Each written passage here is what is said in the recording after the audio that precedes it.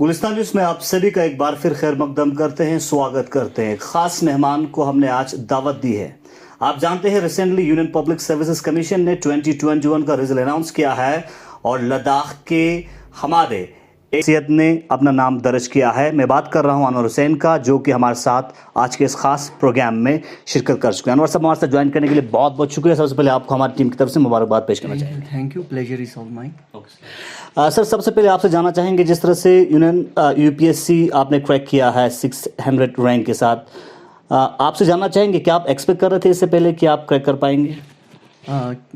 Expect मैं Aspire करता था, ड्रीम करता था, एक्सपेक्टेशन भी था उसी के साथ भी, क्योंकि ये एक लॉन्ग प्रोसेस था। मैं इसमें पहले प्रिपेयर करता था, मेरे फ्रेंड्स भी पहले सर्विस में हैं, तो एक ड्रीम भी था, एस्पायर करता था, एक्सपेक्ट भी करता था उस वजह से, क्योंकि मेहनत किया था कुछ। उसके बाद मेरा केस में भी हुआ था, उससे मुझे और भी कॉन्फिडेंट आया, क्योंकि केस और आइस में इतना ज़्यादा डिफरेंस नहीं है।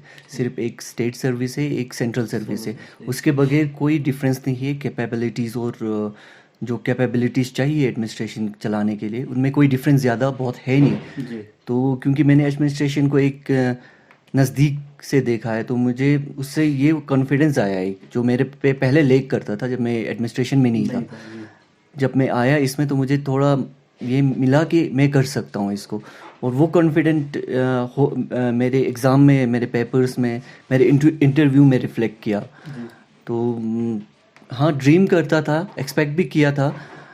एक्सपेक्ट यही किया था कि इससे अच्छा होगा, पर जो होता है सही होता है। मे बी नेक्स्ट टाइम अगर हो सके तो ड्रीम कम ट्रू हुआ है सर? हाँ, ड्रीम कम ट्रू ही कहूँगा, क्योंकि यही हम एस्पायर करते आ रहे हैं पिछले 7-8 साल से, और इसके लिए बहुत मेहनत भी किया था कि बहुत बार फेलियर्स वो हुए थे। कभी किसी मुंडेन चीज़ के लिए, कभी सीसेट में फ़ेल हुआ, कभी एक लैंग्वेज पेपर में फ़ेल हुआ।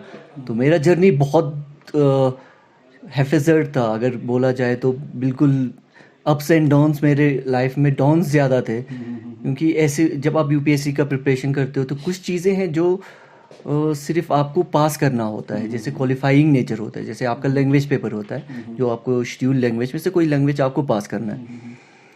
तो मैं अगर आपको एक एनेक्डोट सुना दूं, तो मैं 2017 में जब मैंने मेंस लिखा था, तो उस टाइम पे उर्दू मैंने क्वालिफाइंग लिया था, तो मेरा उर्दू फेल हुआ था।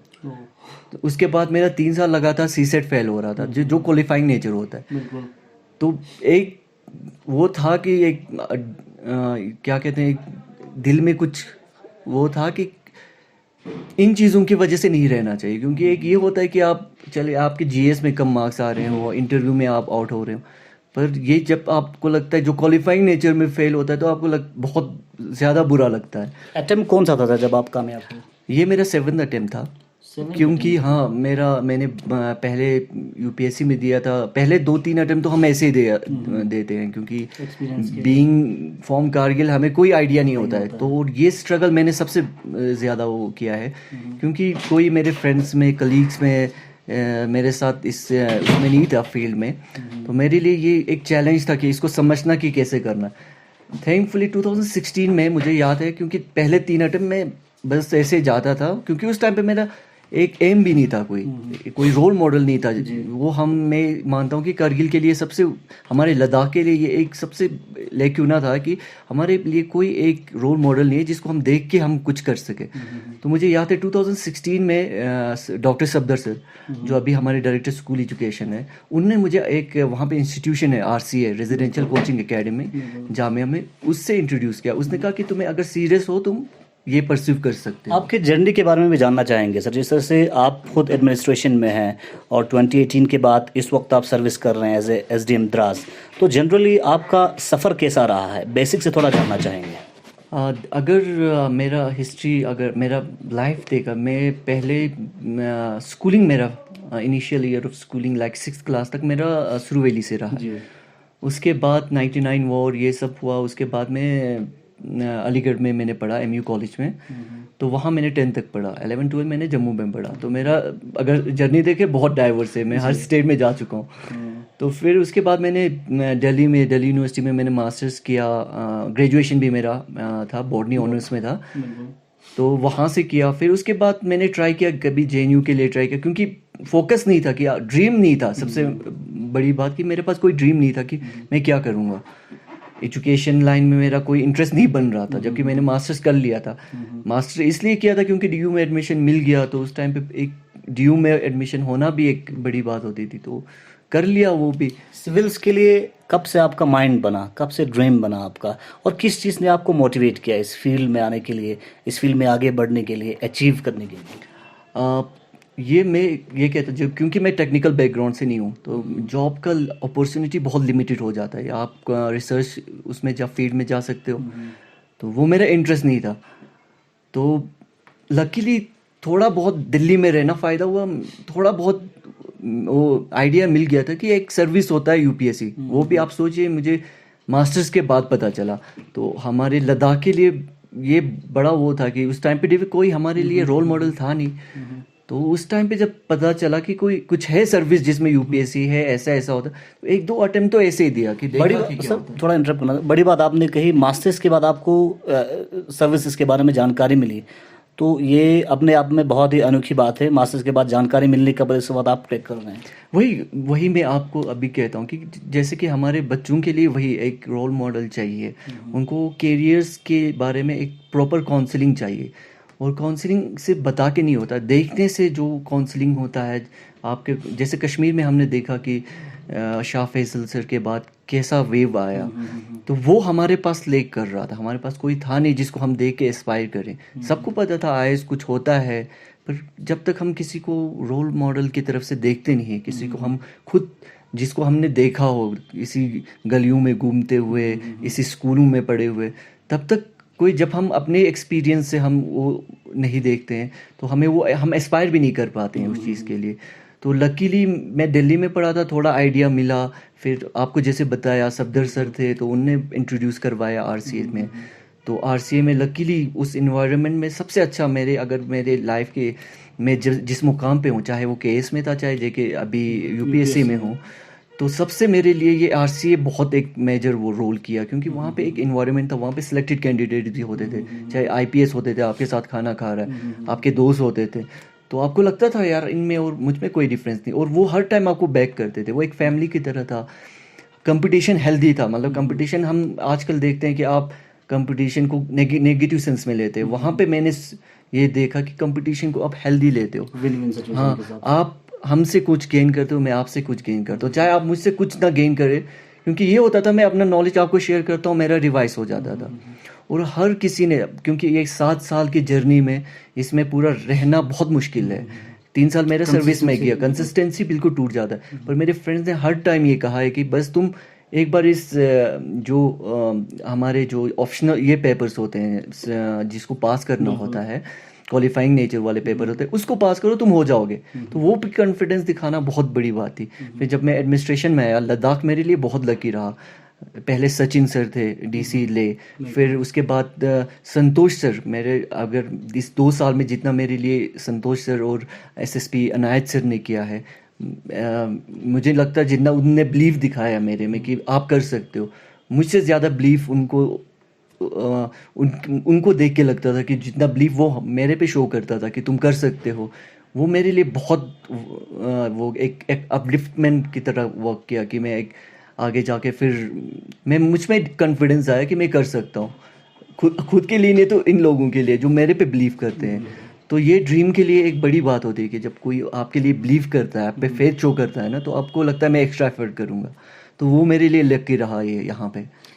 खासकर यूपीएससी क्रैक करना आसान बात नहीं है। इसमें आपको पढ़ाई तो कंसिस्टेंटली चाहिए ही होता है, और उसके साथ साथ स्मार्ट वे भी अपनाना बहुत ज़रूरी होता है। आपका क्या मेन प्लानिंग स्ट्रेटजी प्रिपरेशंस के दौरान रहा, और दूसरा क्या आपका क्लोज एसोसिएट्स थे जिन्होंने यूपीएससी में आपके साथ भाग लिया हो, अटेम्प्ट किया हो?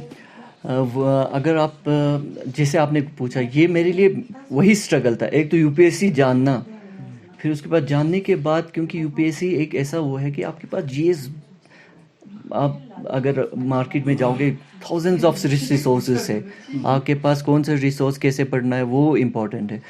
तो मेरे लिए यही डिफ़िकल्टी था क्योंकि कोई पीयर था नहीं जिससे आप सबक ले सके। तो मुझे वही मिला कि एक जब मैं आरसीए में गया मुझे पता चला कि क्या पढ़ना है क्या नहीं पढ़ना है। वो आप मैच्योरिटी आहिस्ते आहिस्ते गेन करते हो। कोई पहले कर लेते हैं, हम जैसे जहाँ से हम आए हैं हमें टाइम लगता है, वो होपफुली हमारे आने वाले बच्चों के लिए वो ना लगे, ठीक है। तो वो मेरे लिए एक वो था, एक बड़ा चैलेंज था। उसके बाद मेरे पीयर्स तो सब है। अगर आप मेरे दोस्त बहुत सारे यहाँ से अभी हमारे लद्दाख से पिछले साल जैसे 2019 में सिलेक्शन हुआ था, नवाज डॉक्टर नवाज हुआ था, स्टैंजिन वंगेल था, वो दोनों मेरे बहुत क्लोज फ्रेंड थे। जो सफदर थे, सफदर भी मेरे मतलब भाई की तरह है क्योंकि मैं उनके साथ रहा हूँ, पढ़ा हूँ उनके साथ। तो ये था कि उन लोगों ने कर लिया था। जेके सर्विस में अभी आए एडीसी श्रीनगर है, हसीब थे, जिनने बहुत मुझे सपोर्ट किया है इस जर्नी में। तो वैसे बहुत लोग थे जिनके फिर जाके अब जब मैं केस में सिलेक्ट हुआ तो मेरे जो हम 10 लोग थे, तो वो 10 लोग मेरे बैचमेट ही नहीं थे, मेरे फैमिली जैसे थे। उनने भी काफ़ी सपोर्ट किया। उनने कभी मुझे ये रियलाइज़ नहीं करने दिया कि तुम नहीं कर सकते। उन्हें हर टाइम सपोर्ट किया। अभी भी अगर सबसे खुश हुए होंगे तो मेरे बैचमेट ही होंगे वहाँ पे। तो ये चीज़ें होती है आप। खास स्ट्रेटजी क्या रखा आपने इस बार, हम स्ट्रेटजी? क्योंकि मैं सर्विस में था तो मेरे लिए टाइम और द्रास में होना बड़ा मुश्किल है, टफ। तो टाइम निकालना बहुत मुश्किल था। पीटी के लिए मैंने 1-2 दिन की छुट्टी ली थी, प्रीलिम्स के लिए, प्रिलिमिनरी एग्ज़ाम्स के लिए मैंने 2 दिन की छुट्टी ली।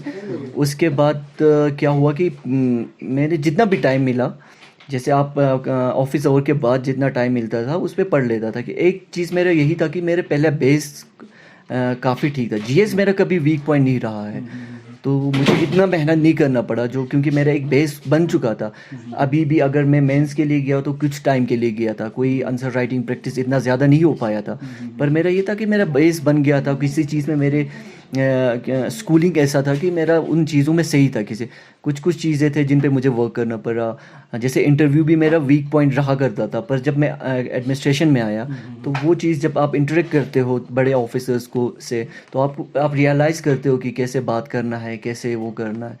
और ये मेरे लिए एक स्ट्रेटजी वही था कि जो होता है, आप बेसिक बुक्स पढ़िए, कंसिस्टेंट रहिए, सबसे ज़रूरी है। कुछ कम से कम 3-4 साल कंसिस्टेंट रहिए। उसके बाद आप जॉब भी करेंगे। प्लान बी होना चाहिए। प्लान बी मेरे लिए केस था। तो प्लान बी जब होता है आपके लिए तो आप उसको लेके भी चल सकते हो। क्योंकि आप जैसे सर्विस में देखोगे, अभी सिलेक्शन की लिस्ट देखोगे, उसमें से कम 30% बच्चे वो होंगे जो ऑलरेडी सिलेक्टेड है। तो वही था मेरे लिए ये। और कोई स्ट्रेटजी अगर अभी डिस्कस नहीं कर सकते, क्योंकि अगर किसी को अगर ज़रूरत हो कभी भी तो मैं अवेलेबल होगा। पर स्ट्रेटजी सबसे बेस्ट है कि आप काम कीजिए, एस्पायर कीजिए, ड्रीम कीजिए, और ड्रीम को एस्पायर करने के लिए हार्ड वर्क कीजिए, बस। सर, आप खासकर करगिल लद्दाख के स्टूडेंट्स को क्या कहना चाहेंगे अगर वो तैयारी करना चाहें सिविल्स का, यूपीएससी का, तो कहाँ से और कैसे कर सकते हो? दूसरा एक अहम चीज़ आपने कहा स्टार्टिंग पे कि जम्मू कश्मीर में शाह फैसल के बाद एक वेव बना यूपीएससी अटेम्प्ट करने के लिए, यूपीएससी की तैयारी करने के लिए। तो यहाँ पे वो वेव हम कैसे बना सकते हैं? देखिए, मैं इसमें बिलीव नहीं करता हूँ कि आपको वेव बनाना है, ठीक है। हर किसी का ड्रीम होता है, हर किसी का एस्पिरेशंस होते हैं, ठीक है। वो अलग होने चाहिए। सब यूपीएससी नहीं कर सकते, सबको यूपीएससी करना भी नहीं चाहिए, क्योंकि ये कोई ये सर्विस तो है नहीं कि आप यूपीएससी किया तो आपका लाइफ फुलफिल है, ठीक है। क्योंकि हम रियलाइज़ कर चुके हैं इस एज पे कि आप बहुत चीज़ सेक्रीफाइस करते हो, और वो वर्थ है कि नहीं, वो फिर आप जब सिलेक्ट होते हो तब पता चलता है, या जब आप सेक्रीफाइस उसको पीछे मुड़ के देखते हो तो वो आपको पता चलता है। तो मैं बच्चों को ये प्रेशर नहीं लेना है। कोई यूपीएससी ऐसा वो है नहीं कि आपने यूपीएससी कर लिया तो आपकी लाइफ फुलफिल है। बहुत चीज़ें हैं अभी लाइफ में, इतने आपके, चाहे आप इंटरप्रेन्योरशिप करें, ठीक है, आप इनोवेटिव आइडियाज़ आपके पास है तो आप उसमें जा सकते हो। टीचिंग लाइन, आप अगर हमारे यहाँ तो सबसे लैग कर रहा है। अगर आप टीचर बनना चाहते हो उसमें अच्छा बनिए, ठीक है। प्रोफेसर बनना चाहते हो, आप इंजीनियर बनना चाहते हो, मेडिकल ऑफिसर बनना चाहते हो, तो कोई सर्विस छोटा बड़ा नहीं है। कोई सर्विस में ये नहीं कि आपने यूपीएससी कर लिया तो आप जज करने लगो कि वो बहुत वो होगा। ये भी एक एग्ज़ाम में प्रोसेस होता है, आप पास कर लेते हो। बस यही है, मैं कहूँगा अगर आपके ड्रीम है यूपीएससी करने का तो ज़रूर कीजिए, और हज़ारों लोगों को इंस्पायर कीजिए, लोगों के, हमारे इंडिया कंट्री के लिए काम कीजिए। क्योंकि ये है कि हमें ये लगता है कि हम यही लद्दाख कहीं पे भी सर्व करें, उसी पैशन से करिए, उसी उससे करिए, और कहीं पे भी जाके आपको जॉब करना पड़े, करना चाहिए। अभी जैसे हम यूटी एडमिनिस्ट्रेशन में हैं, जब हम इतना ह्यू एंड क्राई देख रहे हैं कि जॉब नहीं है, जॉब है, पर को अपना सोच बड़ा करना होगा, आपको अपना फील्ड बड़ा करना होगा, ठीक है। तो बस यही कहूँगा कि अगर यूपीएससी करना चाहते हो, यूपीएससी भी कर सकते हो, एंड नहीं है ये, एंड ऑफ द वर्ल्ड नहीं है, और कुछ भी करना चाहते हो वो भी कर सकते हो, पर पैशनेट रहिए। सर एक चीज़ मैं आपसे जानना चाहूँगा, ख़ासकर स्टूडेंट्स के मोटिवेशन के लिए कुछ एक्सपीरियंस आप शेयर कर सकते हैं यूपीएससी के एग्ज़ाम का, इंटरव्यू का? यूपीएससी का इंटरव्यू आजकल कोई बच्चा नहीं होगा जिसको नहीं पता है, क्योंकि हर कोई आजकल यूट्यूब यूज़ करता है, तो उसमें आप देखते होंगे कैसा इन्वायरमेंट, हाँ, तो वैसा नहीं होता है, ठीक है, थोड़ा, क्योंकि वहाँ का इन्वायरमेंट बहुत ही सही होता है, आपको कोई प्रेशर फील नहीं होगा। आपने उनमें देखा होगा क्रॉस क्वेश्चनिंग होता है किसी किसी के साथ, पर आपको इतना कंफर्टेबल फील करवाते हैं आपको।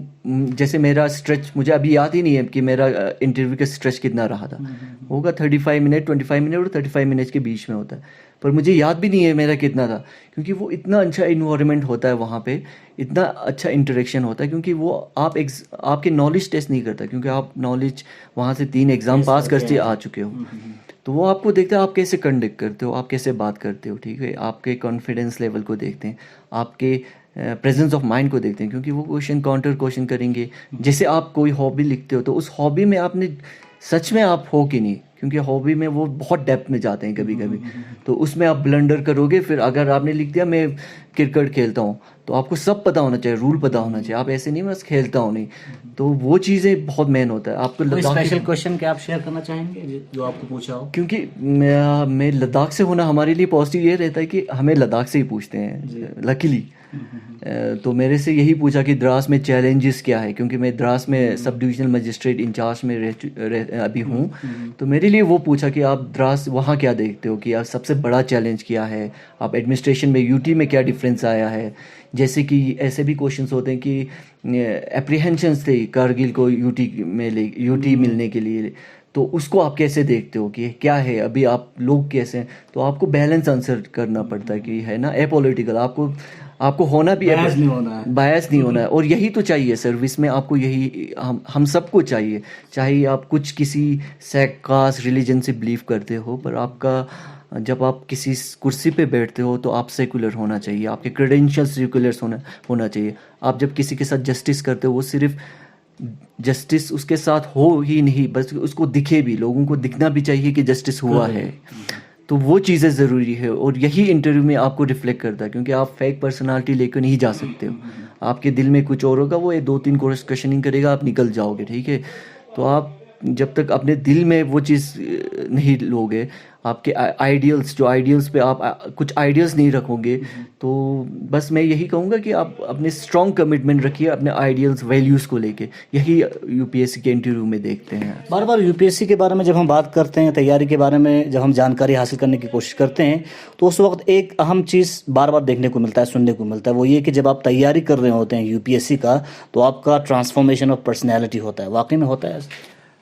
देखिए, ट्रांसफॉर्मेशन ऑफ पर्सनालिटी में ये कहता हूँ, एक्सपीरियंस से आपके पर्सनालिटी बनता है, ज़रूरी नहीं है आप आइज़ बनोगे तो, है ना, with great power come great responsibility, ठीक है। तो आप जब आपके पास पावर आता है, आप रियलाइज़ करते हो, ठीक है, एक नेगेटिव रियलाइजेशन भी होता है, आप चौड़ा होके चलोगे, आप किसी से सही से बात नहीं करोगे, तो वो परसेप्शन हमें लद्दाख से मिटाना है, ठीक है। ऑफिसर हो तो आप, यार तुम ऑफिसर जैसा नहीं दिखते हो, तुम कपड़े ऑफिसर जैसा नहीं पहनते हो, ये इसके मैं पर्सनली बहुत ख़िलाफ़ हूँ।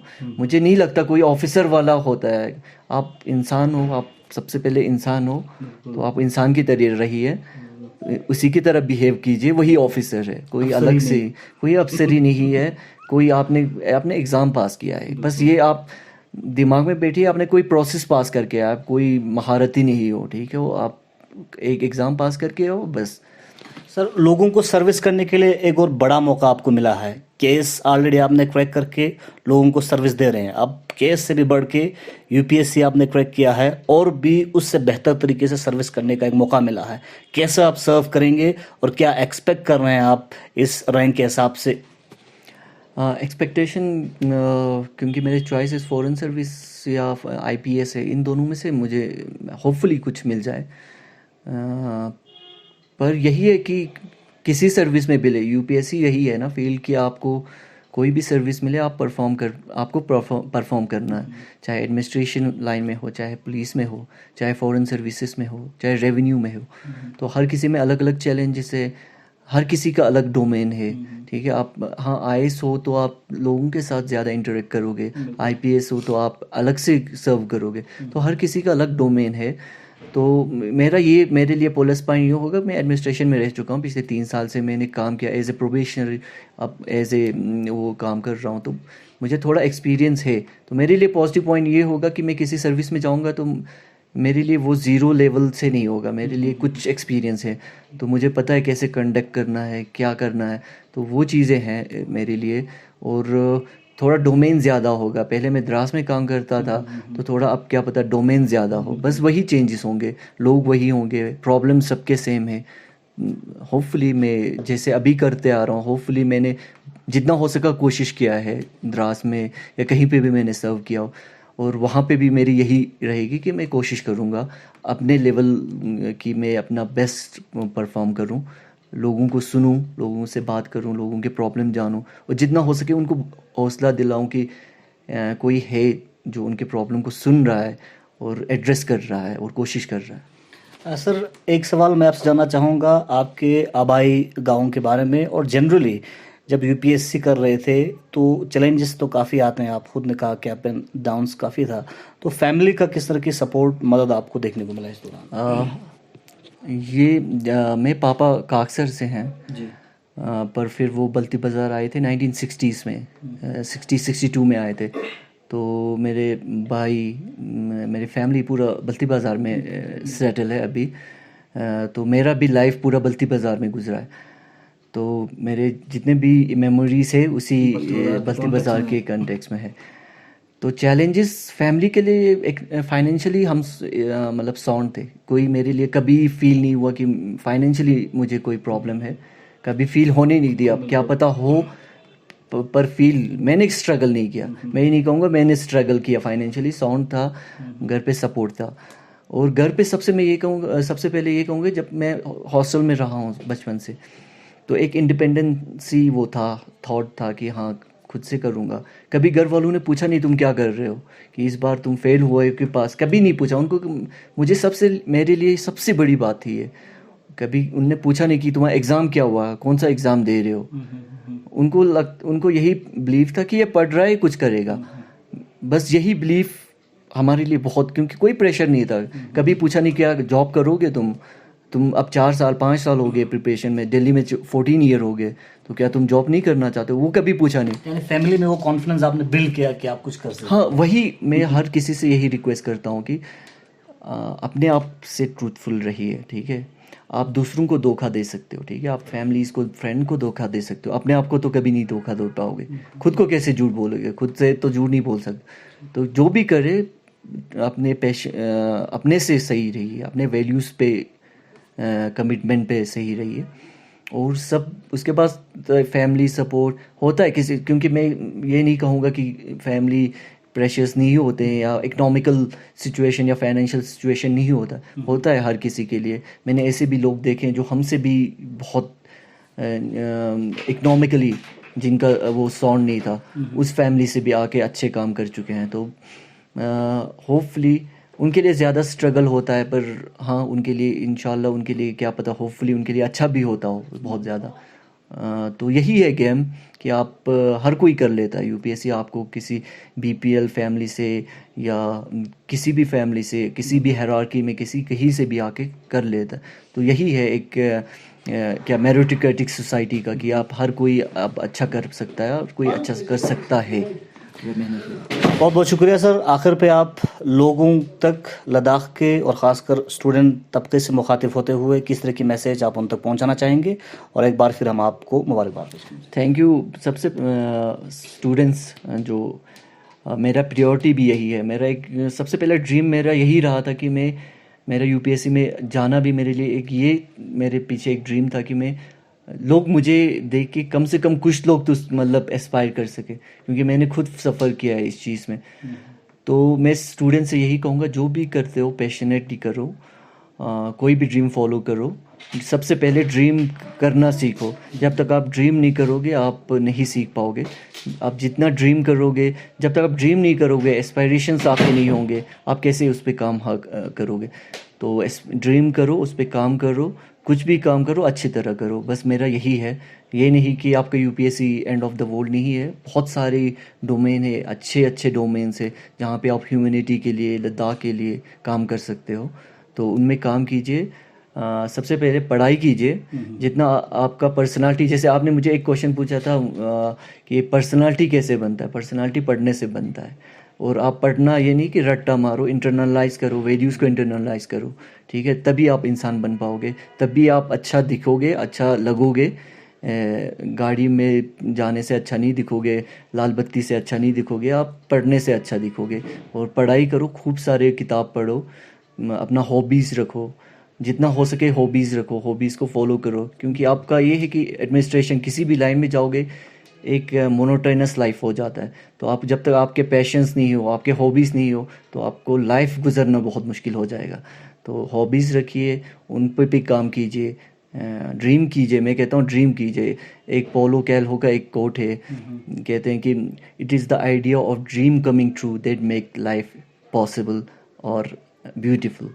तो जब तक आप ड्रीम नहीं करोगे आप कुछ एस्पायर नहीं कर पाओगे। Thank you.